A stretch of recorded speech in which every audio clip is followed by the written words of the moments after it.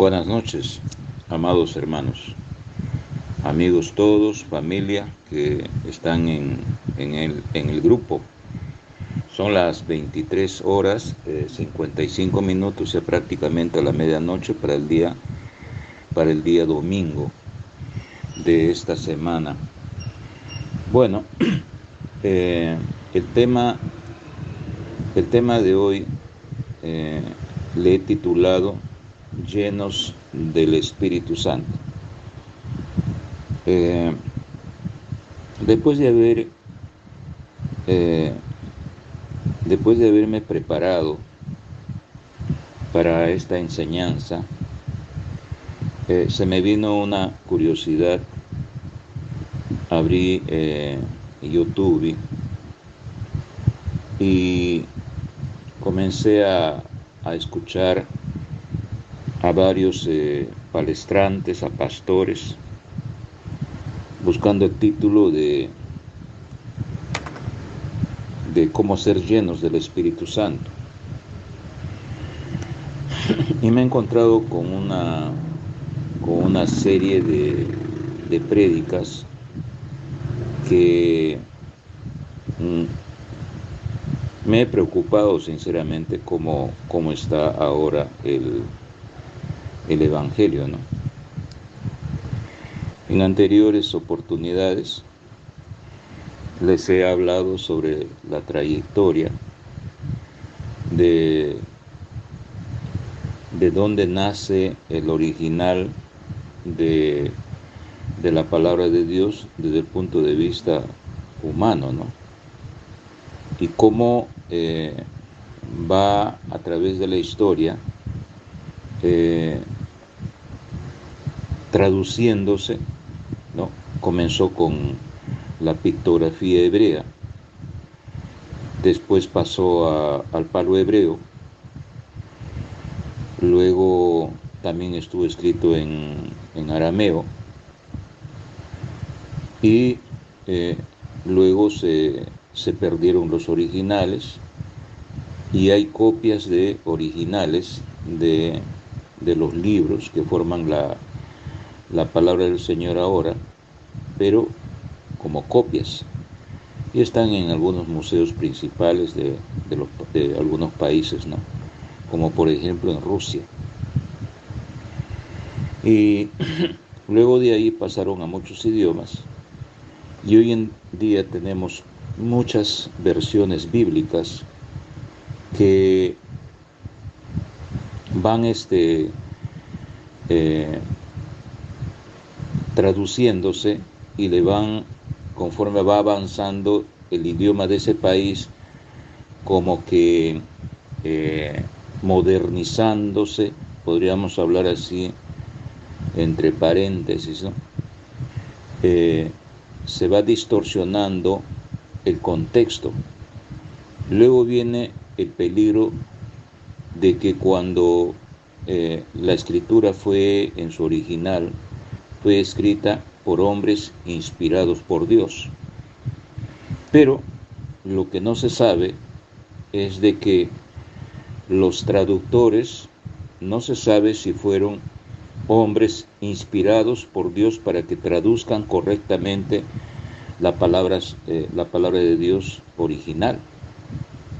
Eso es lo que no sabemos, pero podemos deducirlo, porque en cada Biblia que uno lee encontramos diferentes contextos en nuestro propio idioma. Entonces eso ya da mucho que desear.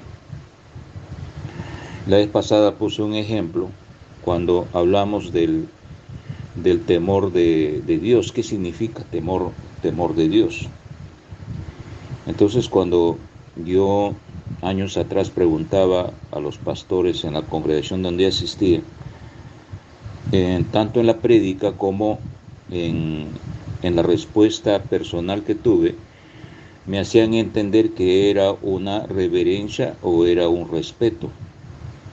Pero si nos vamos a los originales, vamos a encontrar que el temor de Dios tiene tres elementos. Tiene tiene tres conceptos, ¿no? La palabra temor tiene tres conceptos. Tiene miedo, tiene pavor y tiene terror. Entonces, para que tal vez no nos asustemos, ¿no? Los predicadores, tal vez para no espantarle a sus ovejas, de decirle que Dios es un Dios de terror, un Dios de miedo, un Dios de pavor. Entonces, para que no huyan y las congregaciones se queden vacías, pues usan el término suave y la palabra de reverencia o de respeto.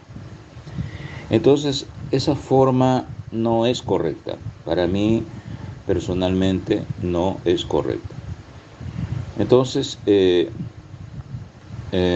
amados hermanos, sin ánimo de que yo sea judaizante o de querer que ustedes sean judaizantes o llamados mesiánicos, que en estas últimas décadas están naciendo nuevas teologías, nuevas sectas, nuevas religiones que están influenciando mucho a los cristianos sobre la Torá, pero en la Torá ya no como que se usa el Nuevo Testamento.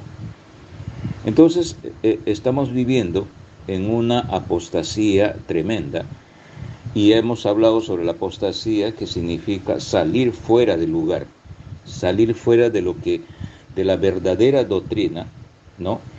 Y nosotros salimos fuera, y esa verdadera doctrina se perdió allá por los siglos 200, por el año 200 aproximadamente después de Cristo.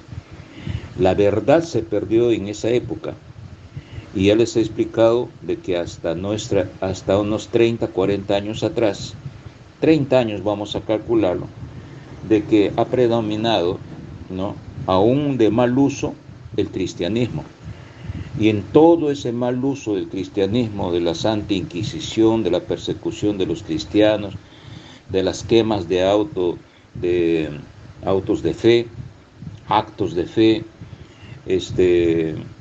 de diferentes sectas, el nacimiento de la nueva revolución que fue Martín Lutero, y de ahí salieron miles y miles y miles de congregaciones llamadas evangélicas, cada uno con sus principios, sus pensamientos y sus doctrinas. Pero durante todos estos siglos no se ha tocado la Torá.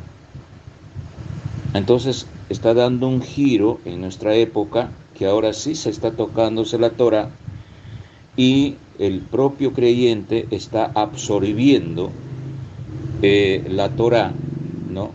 Y si se le hace mal uso, y si tenemos un mal discernimiento, usando nuestros propios razonamientos, entonces usamos como algo entre comillas perfecto, y nos olvidamos del Nuevo Testamento. Entonces, si usamos la Torá y no usamos el Nuevo Testamento, hay tinieblas. Y si usamos el cristianismo y no usamos la Torá, hay tinieblas.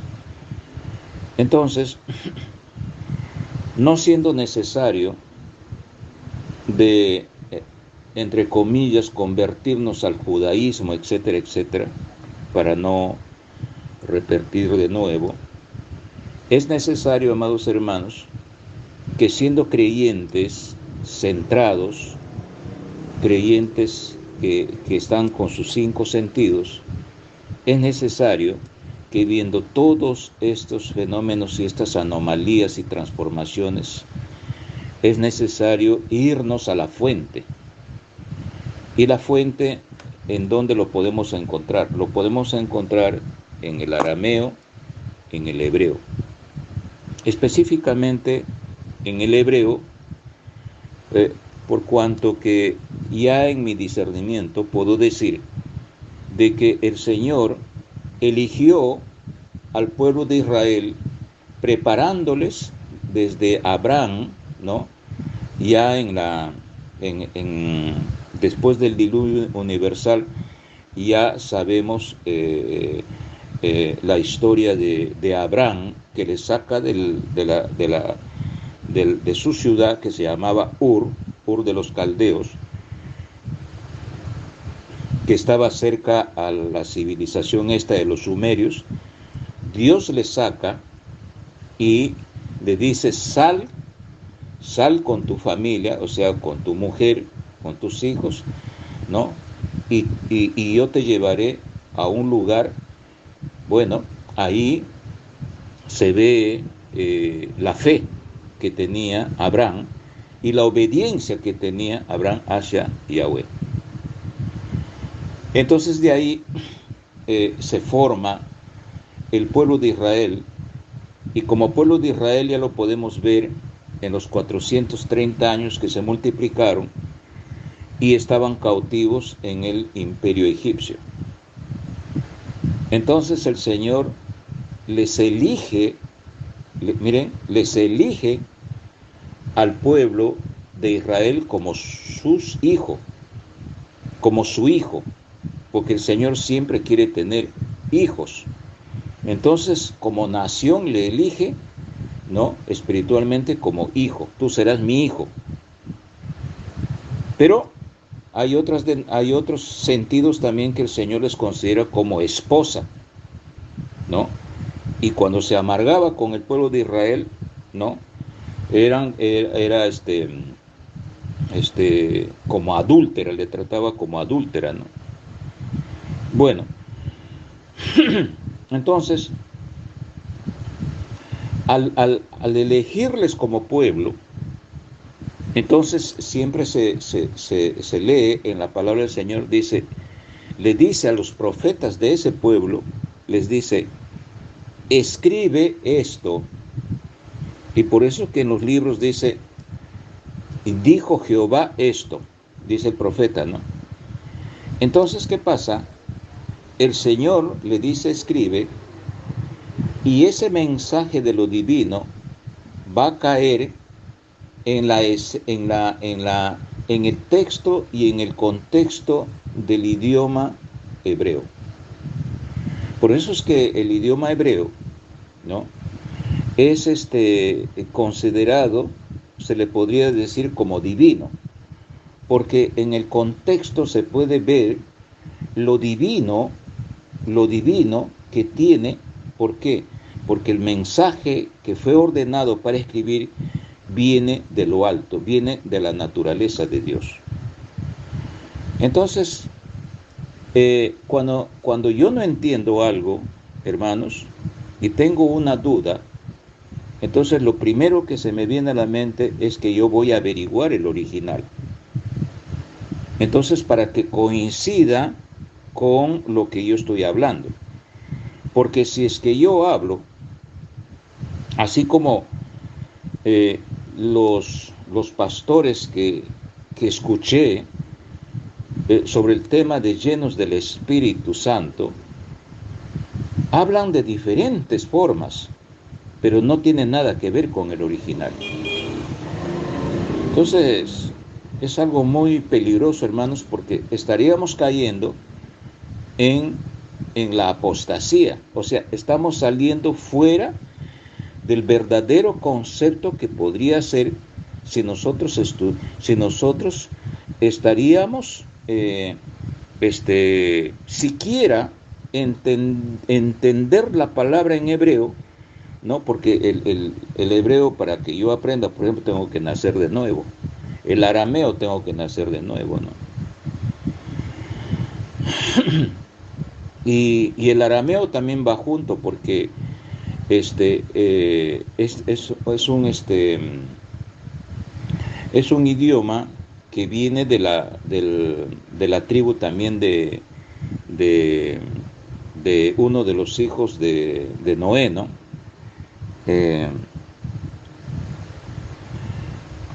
No sé, de San, ¿no? Me da la impresión que es de San, si mal no recuerdo. Muy bien, hermanos, entonces eso sería el consejo que yo les daría. ¿Por qué? Porque en este caso, por ejemplo, llenos del Espíritu Santo, escuché a una señora que estaba enseñando de que el Espíritu Santo le da a uno poder para que pueda imponer las manos y esa persona puede ser curada, ¿no? El otro pastor habló sobre que el Espíritu Santo, cuando uno está lleno del Espíritu Santo, es que es necesariamente y como un requisito es de que el Espíritu Santo se manifieste exteriormente, y esa exterioridad tendría que manifestarse cuando esa persona empieza a hablar lenguas.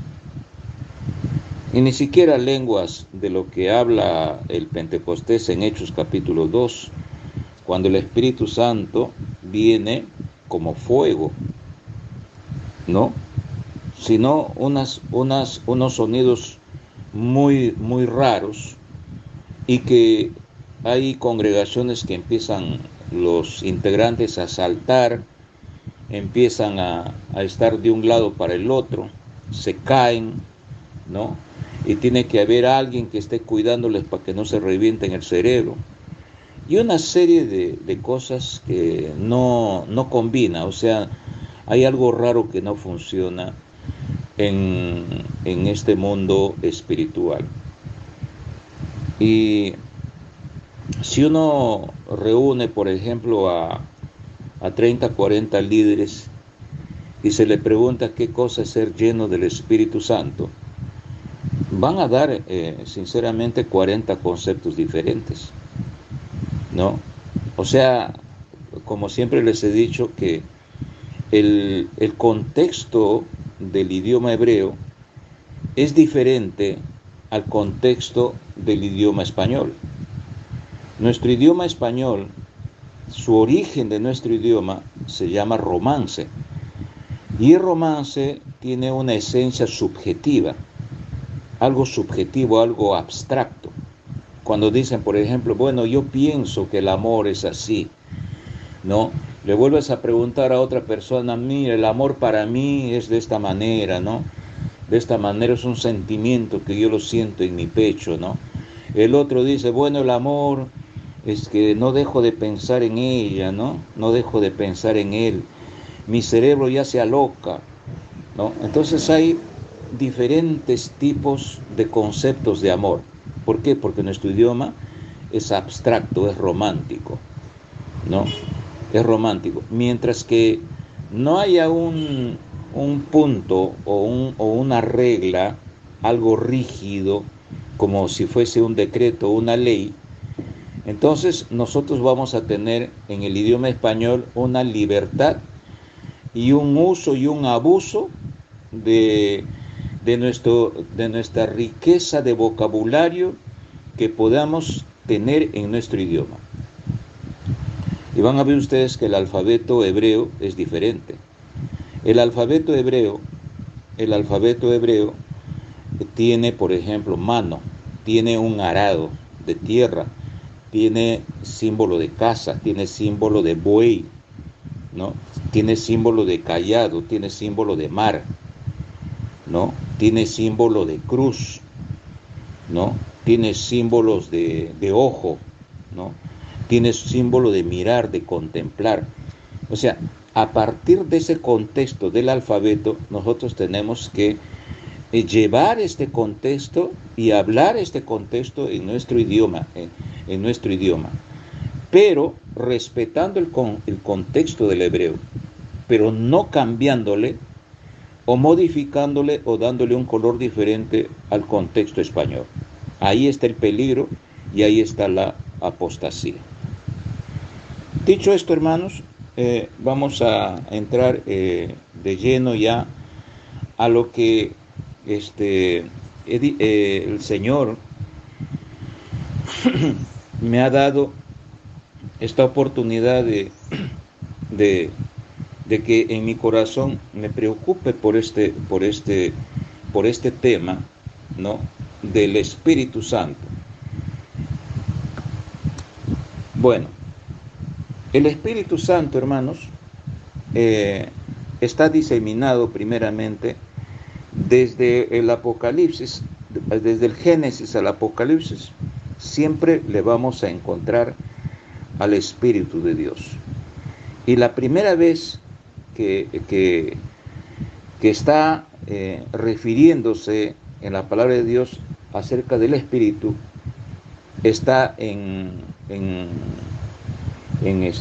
Génesis capítulo 1, versículo 2.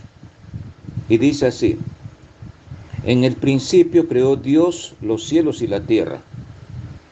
Y la tierra estaba desordenada y vacía, y las tinieblas estaban sobre la faz del abismo, y el Espíritu se movía sobre la faz de las aguas. Ahí es la primera vez que se está hablándose del Espíritu. Ahora, el Espíritu, ¿no? El Espíritu de Dios está traducido con la palabra ruaj, R-U-A-J, ruaj, ruaj. Muy bien. Otro de los versículos que podemos mencionar, como una que hay de tantas, es en Salmos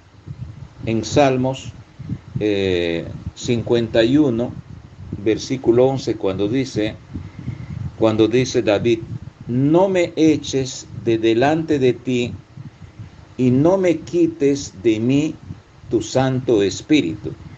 Ahí como que no se ve algo definible, sino que está hablando como algo genérico, ¿no? No me eches de delante de ti y no me quites de mí tu Santo Espíritu. Hasta ahí podemos entender que el Espíritu es de Dios, el Espíritu es invisible, y es el Espíritu, como el hecho mismo de ser Espíritu, ya él está haciendo entender que no se le quite el Espíritu que está en él, o sea, que está dentro de él, ¿no? Muy bien, pero no hay una forma como definirle en ese momento. En el Nuevo Testamento, por ejemplo, la palabra Espíritu está escrito aproximadamente 90 veces, ¿no? Pero vamos a ver.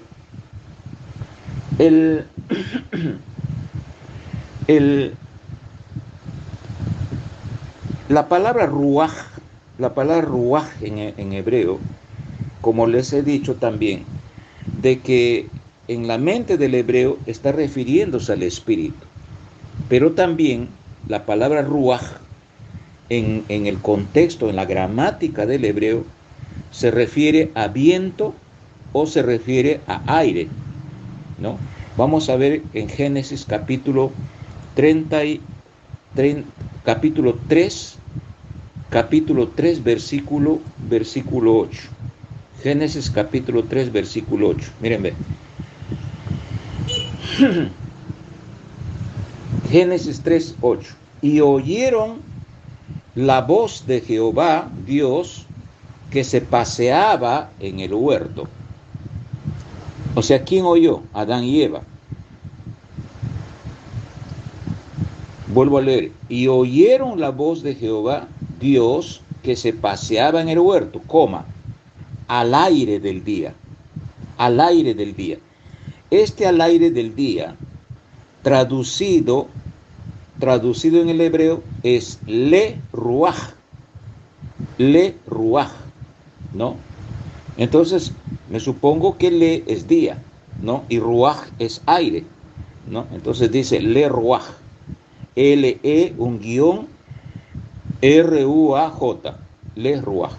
Y oyeron la voz de Jehová Dios que se paseaba en el huerto, al aire del día, le ruaj. Yo le puse ahí entre paréntesis para no olvidarme, le ruaj. Y el hombre y su mujer se escondieron de la presencia de Jehová Dios entre los árboles del huerto. Entonces aquí ya estamos viendo de que Dios estaba paseándose, y en nuestra imaginación, en nuestro contexto español, ¿qué cosa pensamos?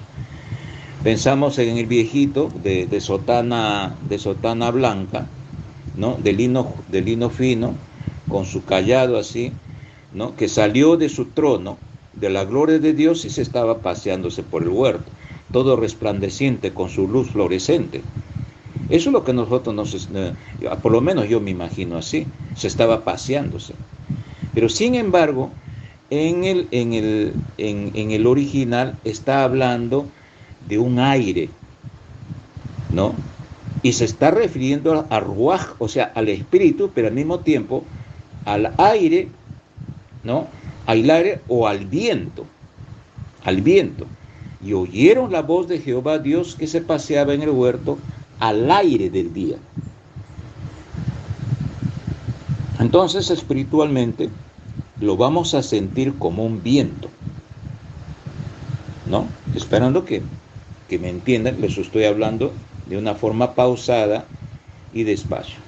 Ahora, esta palabra ruaj, hermano, tiene su variante, tiene su raíz, y esta raíz está distribuida en varios sentidos, pero vamos a llegar a una sola idea. Vamos a explicarlo. Por ejemplo, este ruaj tiene sus derivaciones. Etimológicamente, en la gramática hebrea, tiene sus derivaciones.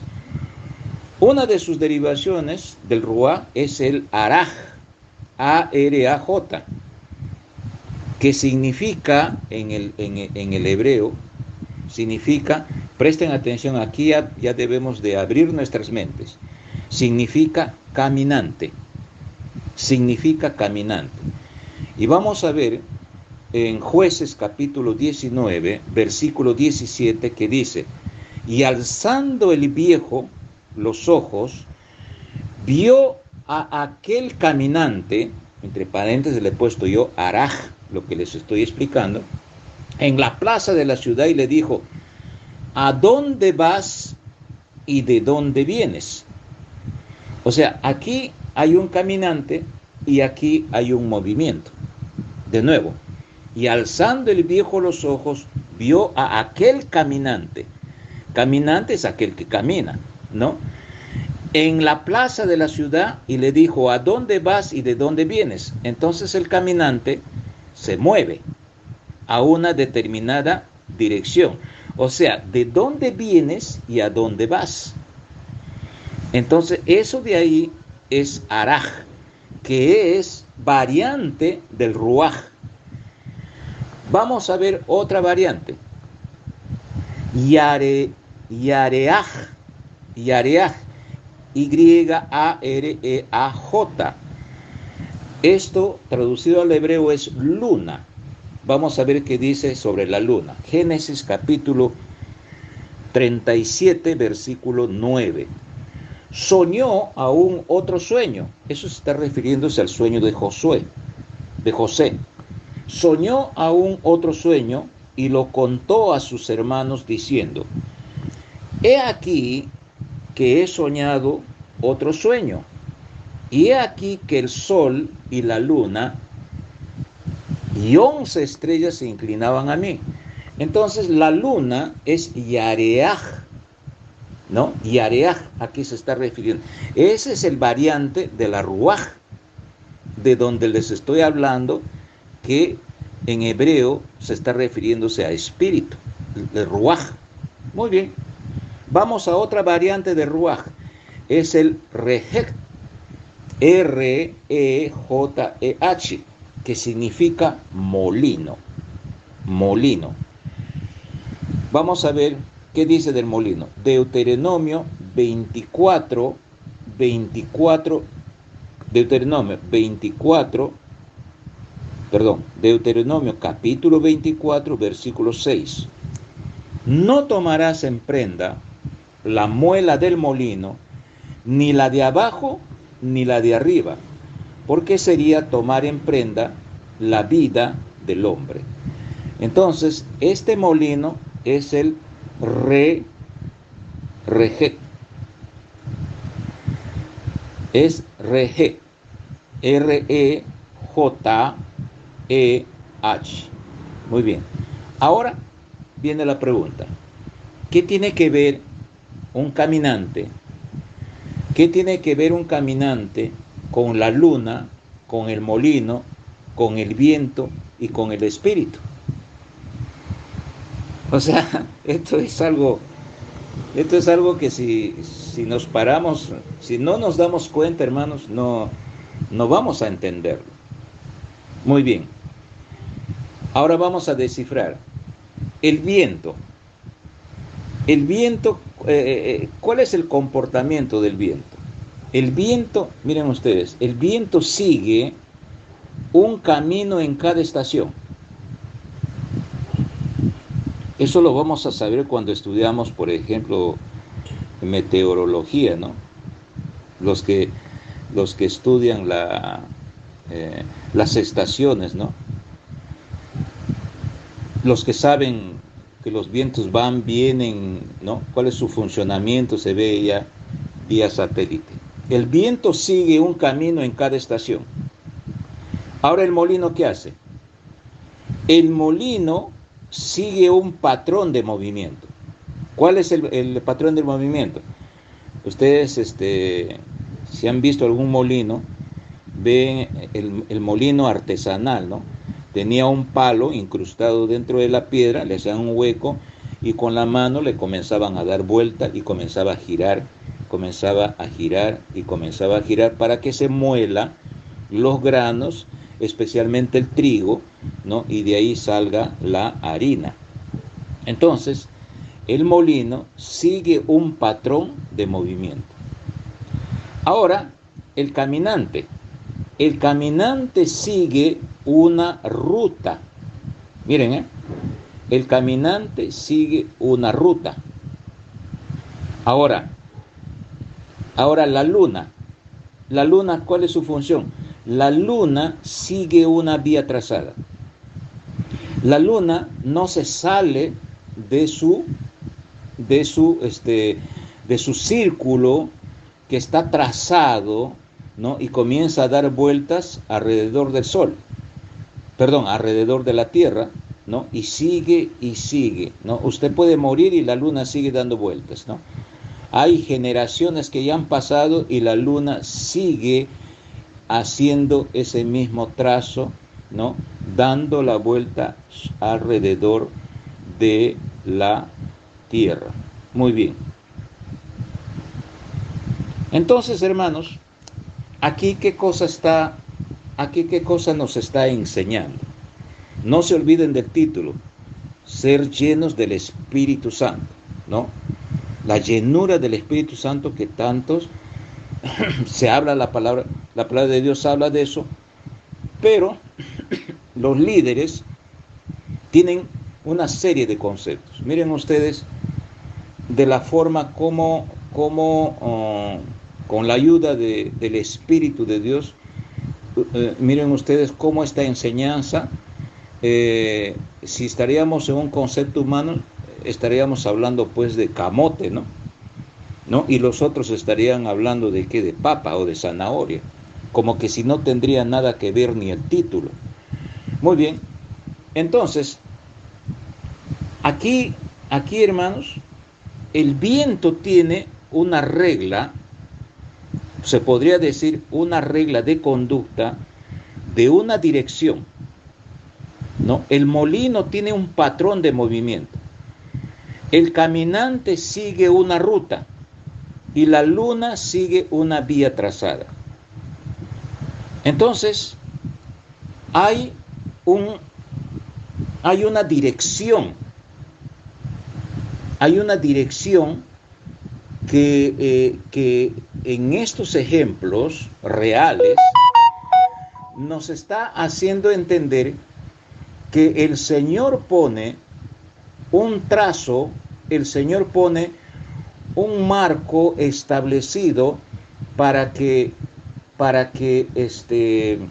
lo que ha creado lleve un movimiento, lleve una ruta, ¿no?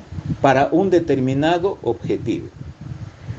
Entonces la pregunta es, si nosotros tenemos, si nosotros seríamos como el viento, ¿no? ¿Tendríamos una ruta espiritualmente hablando? Si tenemos una ruta espiritualmente hablando, sí tenemos, hermanos. Hay una ruta que debemos de trazar y debemos de ir en dirección a ese camino, ¿no? Pero ¿qué pasa? Si seguimos nuestro propio viento, nos vamos a la destrucción desde la perspectiva bíblica. Si seguimos nuestro propio trazo, si seguimos nuestros propios caminos, ¿no? Nos vamos a nuestra propia perdición.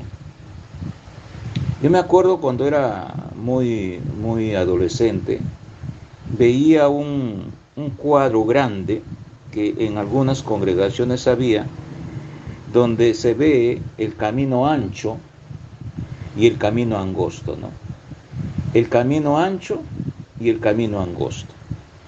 Y el camino ancho es aquel que tiene todas las facilidades, es una vida sodómica de lo que ahora, por ejemplo, nosotros hacemos nuestros propios vientos, ¿no?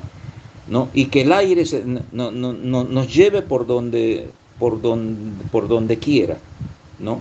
Porque no tenemos una orden, o sea, nos vamos a ¿cómo se podría decir? A una convulsión, ¿no? No sabemos, no tenemos dirección, no tenemos ningún horizonte. Pero vamos a ver qué cosa lo que dice. Vamos a ver qué cosa lo que dice lo contrario. Miren, Isaías capítulo 26, versículos 7 al 8. El camino del justo es rectitud. Aquí ya está hablando de camino. Miren, presten atención. Aquí ya está hablando de camino. No se olviden del viento, del molino, del caminante, de la luna. No se olviden del aire. Entonces, todo esos derivados del ruaj hace entender que el Espíritu de Dios forma un camino. Pero aquí les voy a especificar un camino con otro término, pero en nuestro contexto de nuestro idioma que estamos hablando. Dice Isaías 26, versículos 7 y 8. El camino del justo es rectitud. No se olviden, palabra camino, sustantivo. Tú, que eres recto, pesas el camino del justo. Vuelve a hablar de camino. 8. También en el camino de tus juicios, oh Jehová, te hemos esperado. Tu nombre y tu memoria son el deseo de nuestra alma. ¿No? Son el deseo de nuestra alma. Entonces aquí está hablando camino 1, camino 2, camino 3, ¿no? Camino 3, y está hablando el deseo de nuestra alma. Esto quiere decir que yo tengo que tener un deseo y una voluntad férrea de ir y direccionarme por ese camino. Pero aquí lo especial que está diciendo, el camino del justo es rectitud. Entonces hay otro tipo de camino. El camino del justo y el camino del injusto. Miren ustedes, hermanos. Ahora vayamos a Juan capítulo 14, versículos 6 y 7. Jesús le contestó. A veces leemos años y tras años y no nos damos cuenta que el Espíritu de Dios está en ese versículo. Jesús le contestó, Juan 14, 6, 7. Jesús le contestó, yo soy ¿el qué? Yo soy el camino. O sea, en otras palabras está diciendo, yo soy el Espíritu,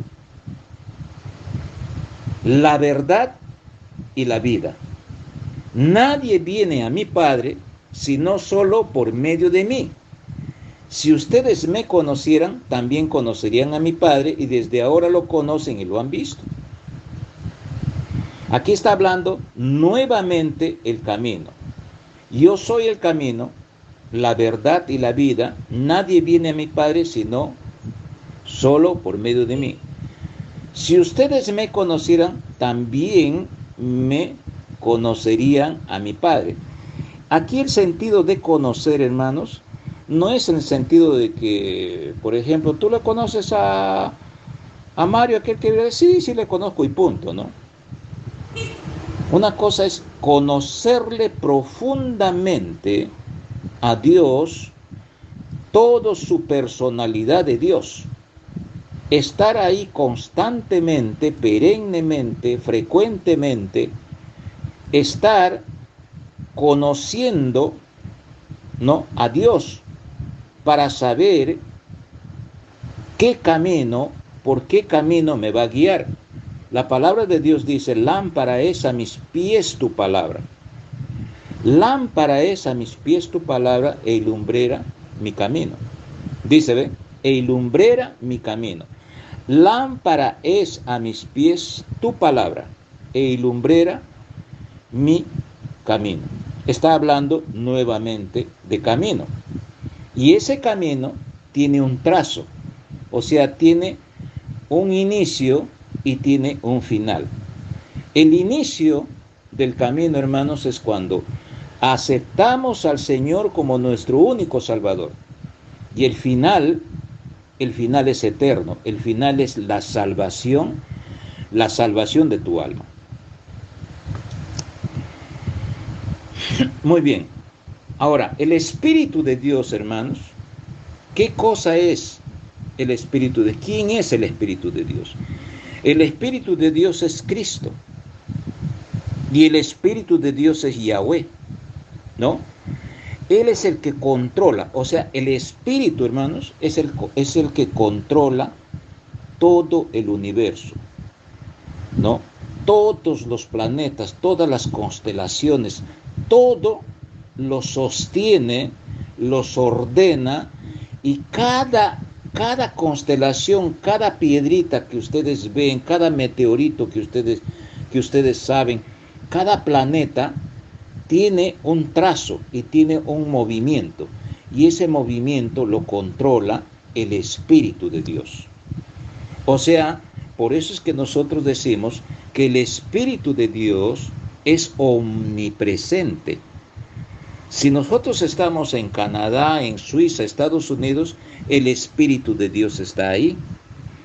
Cuando ustedes escuchan la prédica, ¿no?, y dicen, ¿no?, estando uno o dos, el Espíritu de Dios está aquí. Y al mismo tiempo está en Perú.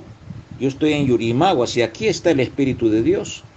Está en Moyobamba, está en Tarapoto, está en Italia.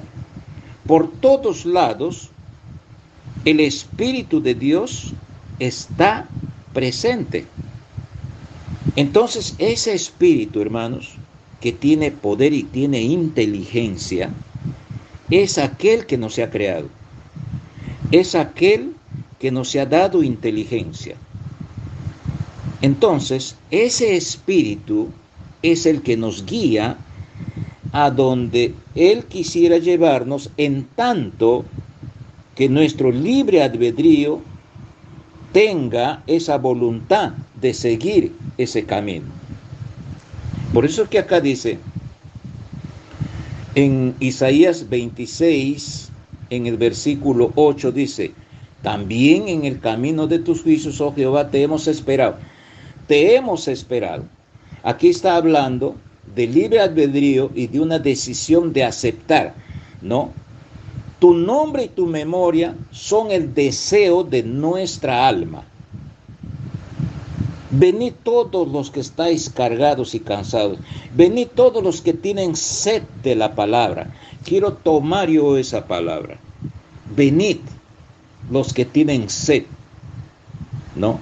Entonces, cuando yo tengo sed de esa palabra, entonces acepto al Señor, a Cristo, que murió por mí. ¿Por qué? Porque Él es el camino.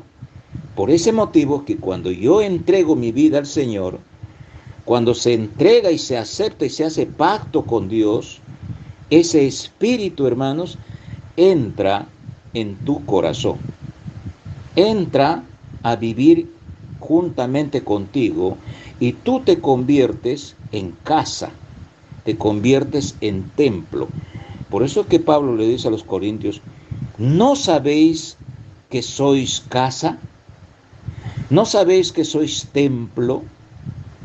¿Por qué dice no sabéis? Lo dice por lo que ignoras o también por lo que te estás olvidando y estás dejando el interés de servirle a Dios. Porque te estás olvidando tu condición de ser casa y te estás olvidando que el Ruaj, ¿no?, te está orientándote y te está diciéndote, vete por este camino. Muy bien. El Espíritu, Juan capítulo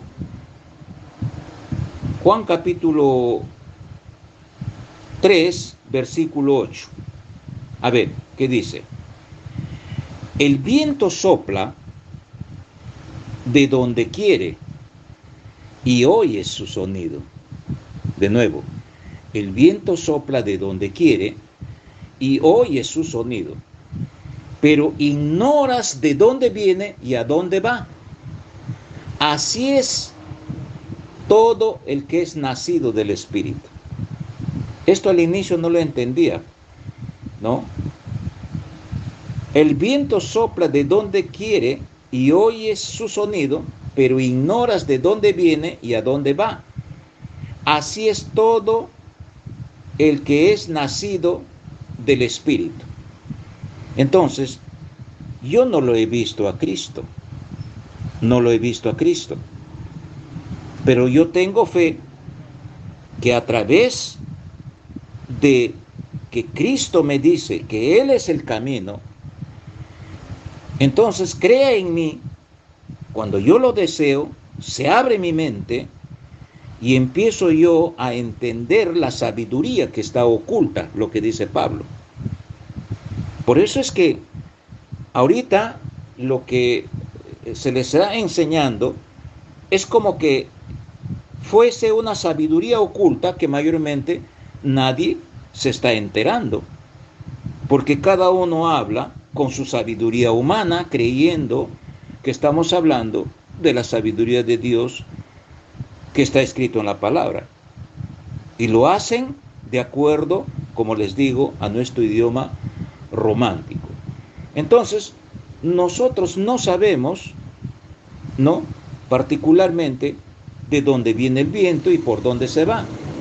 A veces siento que viene por el lado derecho, a veces se va por el lado izquierdo, pero no sé. Pero por la fe tengo confianza que el viento siempre va a pasar, ¿no? Por la fe tengo confianza que Cristo vive en mí. Por la fe tengo confianza que el Espíritu de Dios vive en mí. Por la fe tengo confianza que la palabra de Dios que estoy leyendo está inspirado por el Espíritu de Dios. Por la fe. Si usted no tiene fe, entonces está perdido. Si usted no tiene fe, está perdido. Si quiere acercarse a Dios, usted tiene que tener fe, porque va a creer de lo que hay, ¿no? Por la fe, por la confianza, ¿no? Por la confianza. Y esa confianza es una fe que viene de lo alto. Muy bien.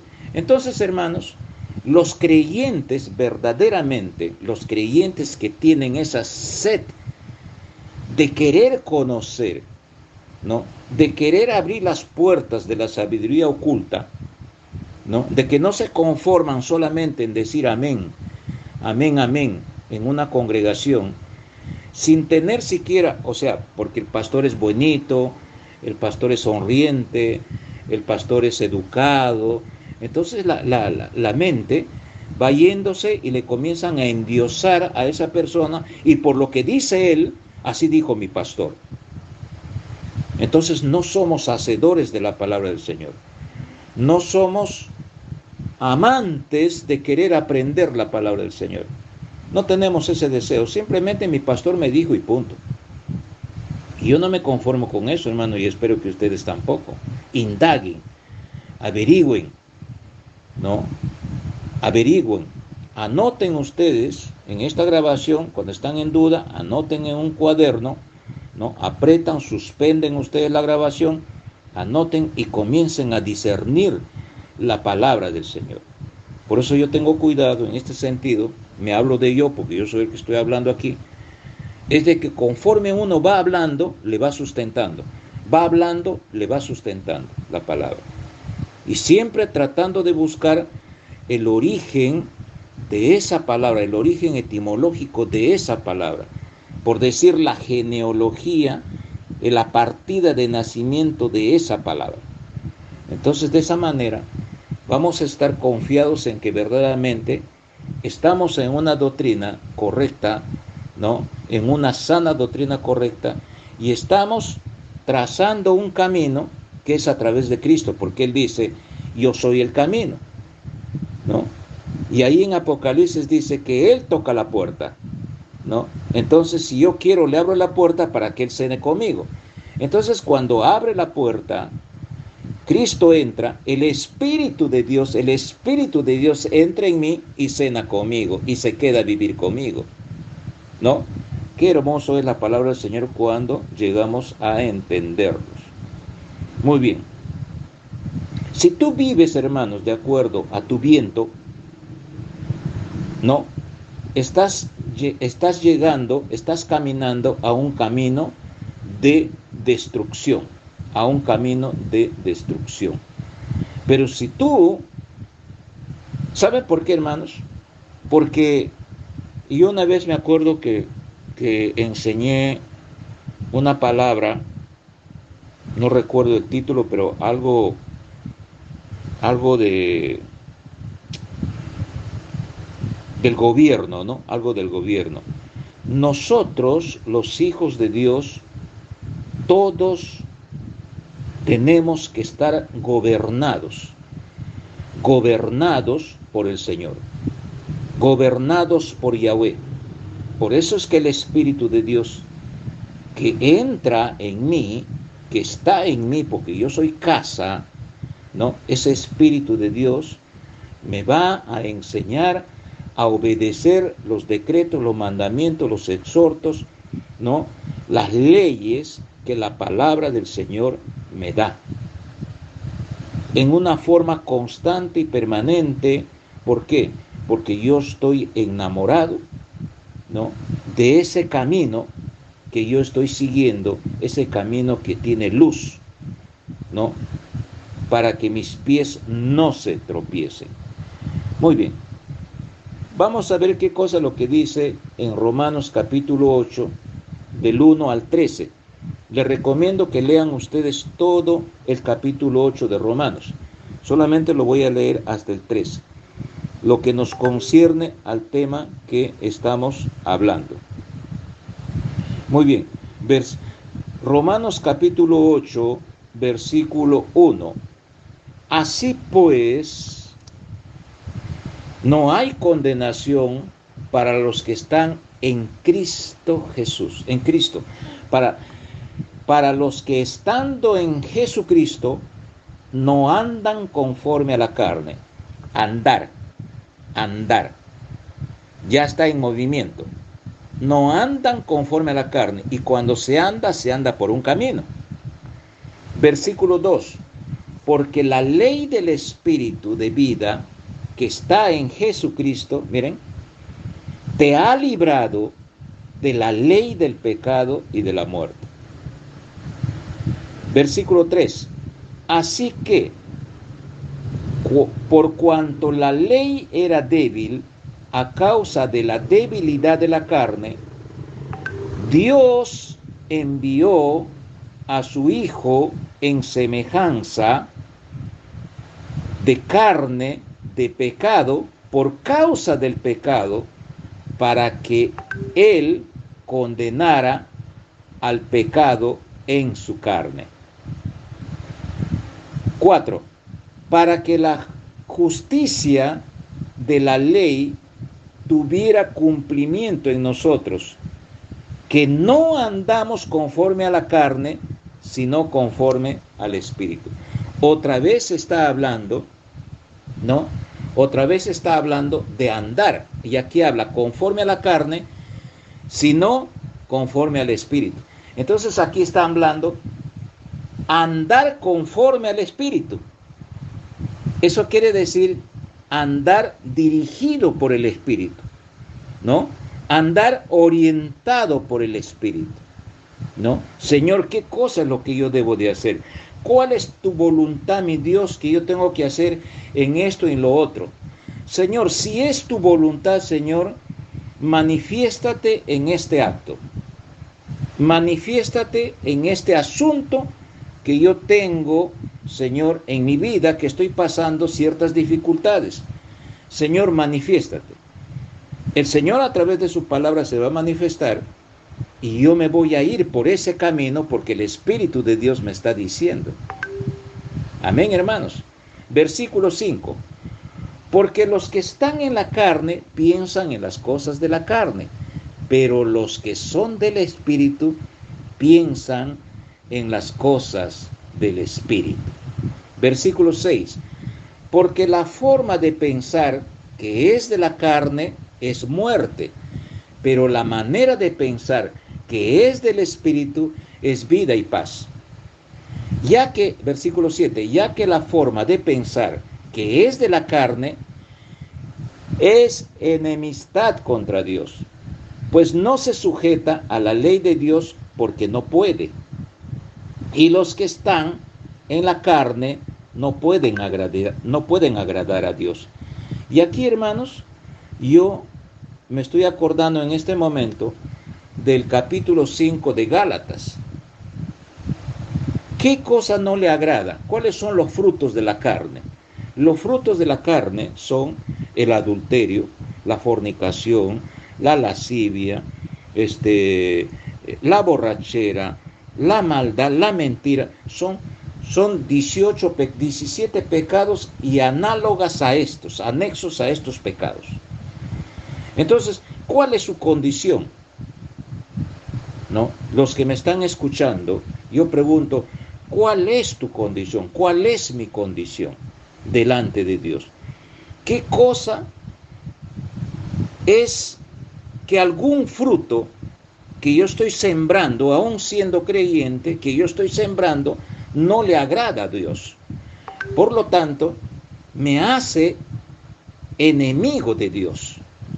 ¿Por qué? Porque no estoy andando en el camino que Cristo me trazó a través, por medio de su cruz, y que el camino, hermanos, se abre, el camino, la puerta de ese camino se abre y ese camino se llama la gracia de Dios. Versículo 8, y los que están en la carne no pueden agradar a Dios. Versículo 9, acá viene usted. Pero ustedes no están en la carne, o sea, se está refiriéndose única y exclusivamente, tengan cuidado, no se refiere, hermanos, al tibio, al creyente tibio, si así se le puede llamar creyente, no se refiere al creyente tibio ni al creyente frío, ¿no? Sino al creyente que verdaderamente está caminando en ese camino de justicia. Pero ustedes no están en la carne, sino en el Espíritu. Si en verdad el Espíritu de Dios mora en ustedes, si en verdad el Espíritu de Dios mora en ustedes. Pero si alguno no tiene el Espíritu de Dios, el tal no es de él, no es de Dios, no es. Versículo 10, pero si Cristo está en ustedes, el cuerpo está muerto por causa del pecado, pero el espíritu está vivo por causa de la justicia. Qué hermoso, hermanos, es estar llenos del Espíritu de Dios. Versículo 11. Porque si el Espíritu de aquel que resucitó, miren, porque si el Espíritu de aquel que resucitó a nuestro Señor Jesucristo de entre los muertos habita en ustedes, el Ruaj, el que resucitó a Jesucristo de entre los muertos, también vivificará sus cuerpos mortales por medio de su Espíritu que habita en ustedes. Miren, el Espíritu de Dios le resucita a Jesucristo, pero al mismo tiempo Jesucristo dice: yo soy el camino, la verdad y la vida. Entonces, si no pasamos por Jesucristo, no tenemos vida, porque Él es el que da vida y al mismo tiempo el Espíritu es el que da vida. Entonces, ¿quién es el Espíritu? El Espíritu es Cristo. El Espíritu es Yahweh. Qué hermoso, hermanos. Muy bien, versículo 12. Hermanos míos, ahora somos deudores, no a la carne para andar conforme a la carne. Porque si ustedes viven conforme a la carne, morirán. Pero si por el Espíritu hacen morir la manera de vivir de la carne, serán salvos. ¿Esto qué quiere decir, hermanos? La palabra de Dios habla siempre de salvación. Y lo contrario, ¿qué cosa es? Hay destrucción. Hay destrucción. Entonces, de una manera infantil, a muchas personas les escucho: miren, yo voy a arrepentirme a los minutos que voy a morir, ¿no? Entonces la pregunta es: ¿qué camino seguiste? Yo tengo muchas dudas que una persona que se arrepiente a última hora, o solamente porque el avión va a caer, o va a tener o hay un peligro, o hay un accidente, yo me arrepiento, Señor, de mis pecados. No tengo ganas ni de pensar, no tengo ni idea, hermanos. No, si esa persona genuinamente habrá hecho esto, y mucho se le compara con el preso que a última hora, en el momento que está en el crucifijo, le dice: Señor, si te acuerdas de mí, si tienes misericordia, pues acuérdate de mí cuando estés tú en tu reino, ¿no? Entonces, una cosa es diferente a la otra. Entonces, eso hay que tener cuidado, hermanos. Muchas veces el propio creyente sabe de eso: no, al último me voy a arrepentir. Ahí al último me voy a ir a la congregación. Al último, si no, voy a vacilarme porque tengo vergüenza. ¿Qué dirá la gente? ¿No? Estar andando yo con mi Biblia en la mano, ¿qué dirá la gente? Y la palabra de Dios dice: no me avergüenzo del Evangelio, porque es poder de Dios para la salvación de mi alma. Versículo 14. Porque los que son guiados por el Espíritu de Dios, los tales son hijos de Dios. Pero no así, hermanos. No de una manera tibia, ¿no? Un rato por aquí, otro rato por acá, yo me voy, después vengo, después te veo, no te veo. O sea, es un chapo, ¿cómo se les podría decir? Es una inestabilidad tremenda. Delante de Dios, hermanos, dice la palabra del Señor: yo te vomitaré de mi boca. Entonces hay que prepararnos. La vida que tenemos es como un relámpago, es un abrir y cerrar de ojos. En cualquier momento nos lleva. Nosotros no sabemos cuándo vamos a morir. Por eso, hermanos, es que el Señor nos da este tiempo de vida suficiente para que nosotros podamos entender y que estemos llenos del Espíritu de Dios. ¿Qué quiere decir? Que estemos guiados por el camino que es Cristo. Eso es ser llenos del Espíritu de Dios. Llenos del Espíritu de Dios es estar lleno de conocimiento de su palabra. En la enseñanza pasada que le hemos titulado El amor, dice, el que me ama cumple con mis mandamientos, ¿no? O sea, yo voy a trazar el camino, ¿no? Voy a trazar ese camino, así como el movimiento del molino, ¿no? El trazo, ¿no? El trazo de la luna cuando da vueltas. Hay un camino que va yendo, ¿no? El viento que se va, ¿no? El viento que vuelve y aún no sabiendo, decimos, el Espíritu de Dios está en mí.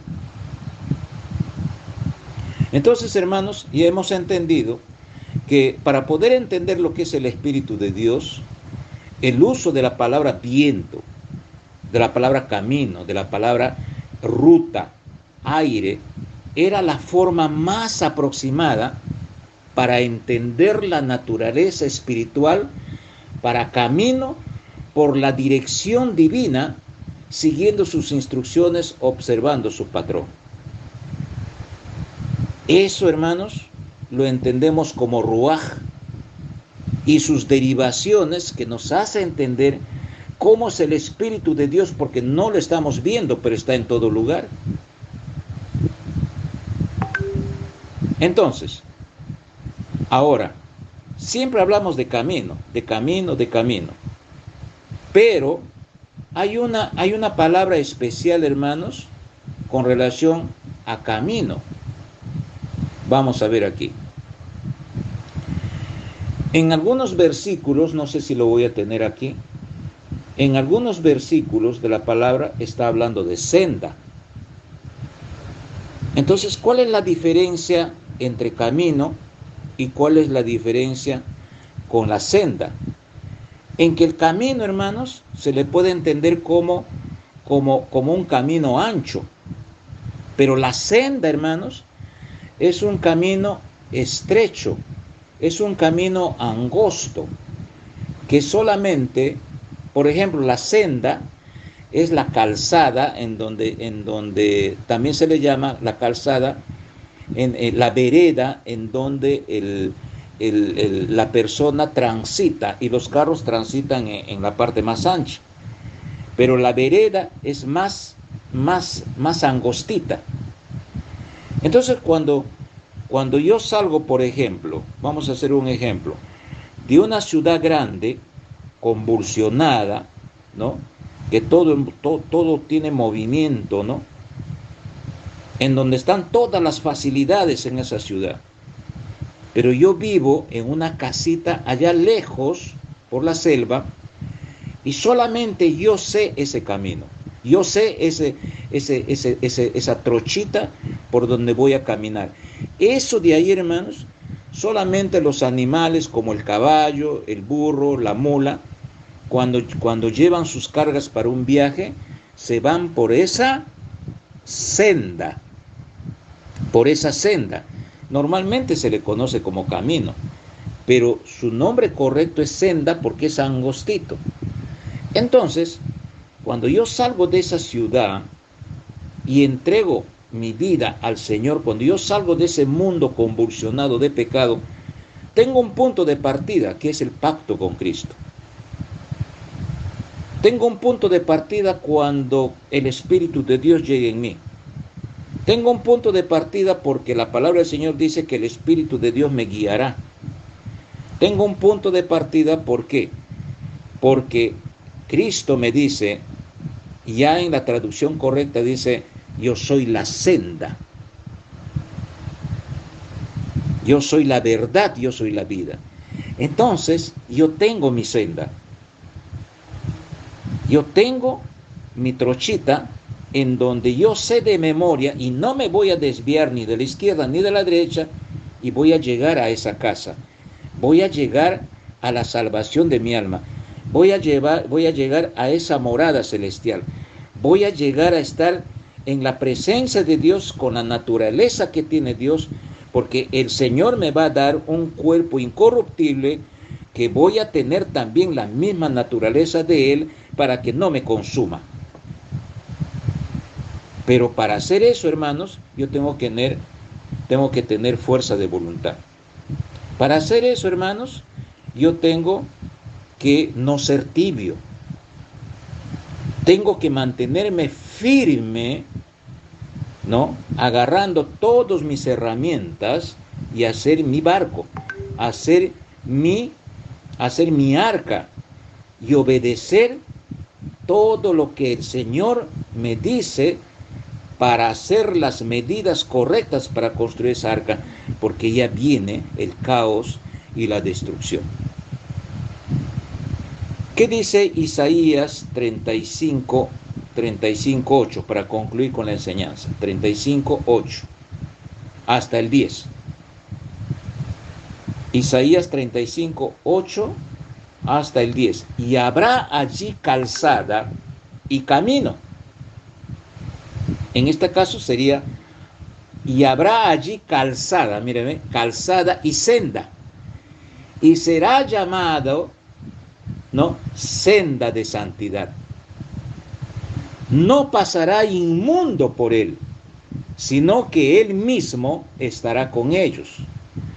El que anduviere en esta senda, por torpe que sea, no se extraviará.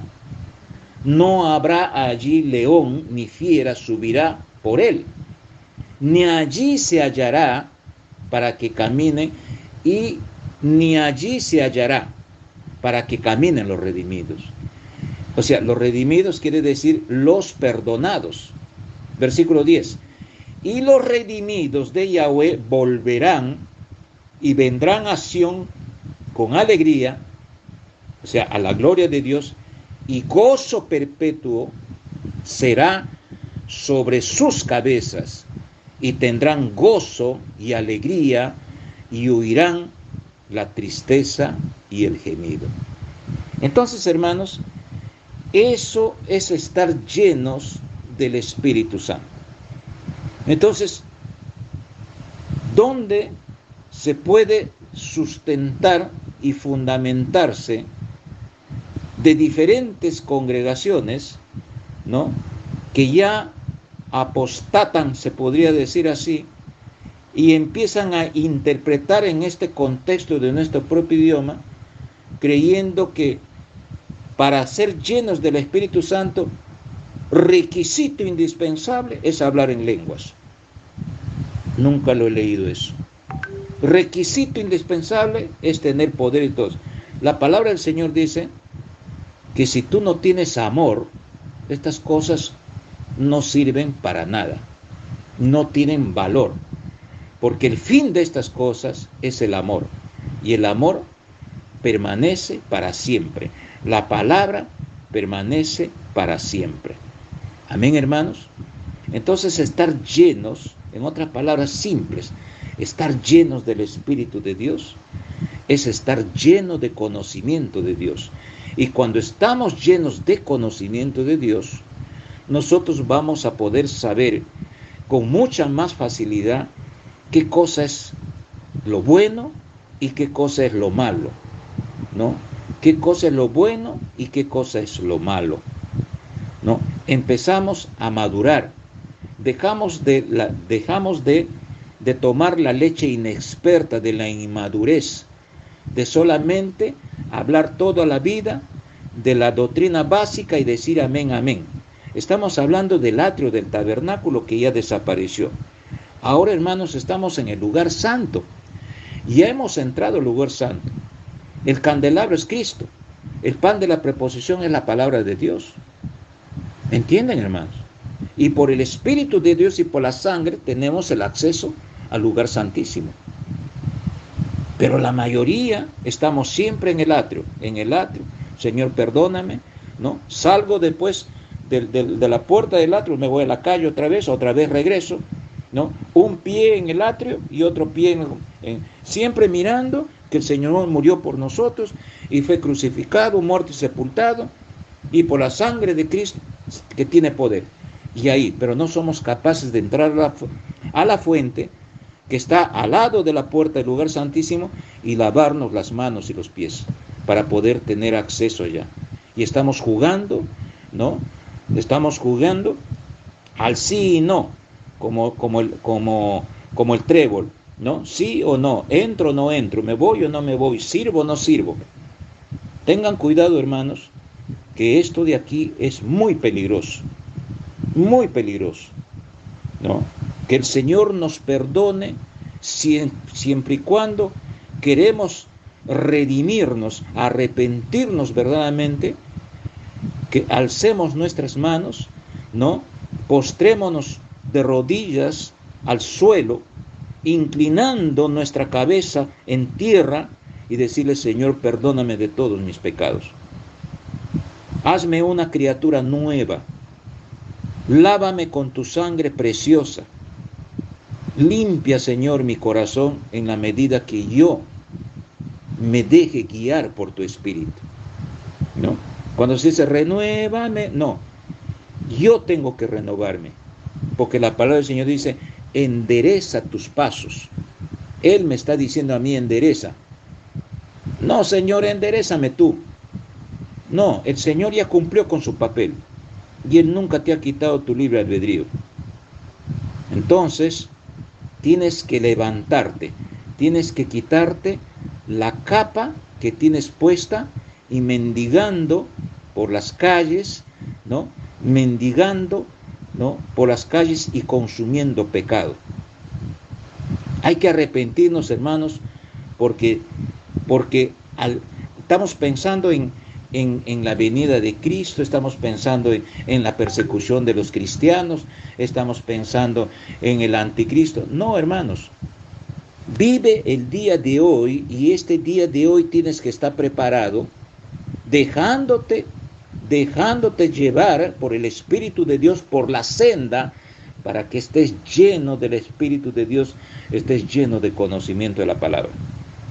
Que Dios te bendiga, amado hermano, que Dios te bendiga, amigo, ¿no? Un día haz pacto con Dios y sigue esta senda. No tengas vergüenza, porque eso te va a llevar a la salvación del alma. Toma en serio la palabra del Señor, ¿no? Quita de ti toda religión. La palabra de Dios no es religión, es palabra de Dios. Y la palabra de Dios cúmplela, no es religión, ¿no? Y si no tienes una iglesia cercana por ahí, pues en tu sala, junta con tus amigos. Si quieres evangelizar, compra una docena de Biblias y empieza a leer en círculo con ellos, tomando un cafecito, ¿no? Conversando sobre la palabra, analizando, y ahí va a salir una conclusión, porque el Espíritu de Dios está ahí. Decir: Señor, yo quiero irme por tu senda. Quiero servirte, Señor, porque no sé el día de mañana, pero sí sé que hay una salvación. Que Dios te bendiga, amado hermano, familia, saludos cordiales a todos ustedes, a todos los hermanos en Cristo, en donde quiera que estén, ¿no?, diseminados por el mundo. Que Dios os bendiga. Hasta la próxima semana, si es la voluntad de Dios.